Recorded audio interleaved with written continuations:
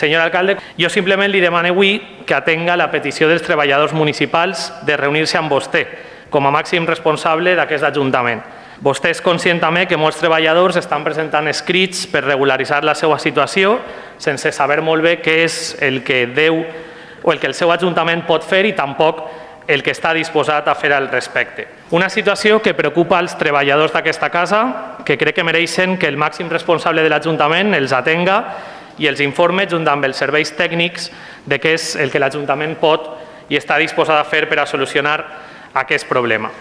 Hem vist com els propis funcionaris han denunciat durant les últimes setmanes la precarietat de la plantilla en diferents departaments, en serveis públics o en serveis socials, s'han manifestat públicament les mancances que aquesta situació està provocant en el servei que es presta als veïns. Crec que tenim la sort de disposar d'un personal que ha demostrat el seu compromís i professionalitat, però que en molts casos està assumint responsabilitats que no li corresponen al seu lloc de treball. Per posar un exemple que puguen entendre els nostres veïns, seria com si un auxiliar d'infermeria haguera d'encarregar-se d'operar un pacient sense tindre la qualificació necessària per a fer-ho.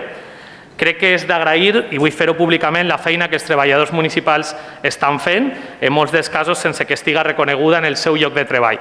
La realitat és que després de 10 anys del seu govern a Vila-real i després de moltes promeses han estat incapaços d'aprovar la relació de llocs de treball d'aquest Ajuntament. Per tot això, li demane que de manera urgent es reunisca amb els treballadors municipals, que els escolte i que atenga les seues reivindicacions després d'anys de servei a la nostra ciutat. Crec que els treballadors d'aquesta casa necessiten comptar amb un equip de govern que busque, des del diàleg i des del consens, solucions que aniran no només a millorar la situació pròpia dels treballadors municipals, sinó també a millorar els serveis i l'atenció que prestem als nostres veïns. Moltes gràcies.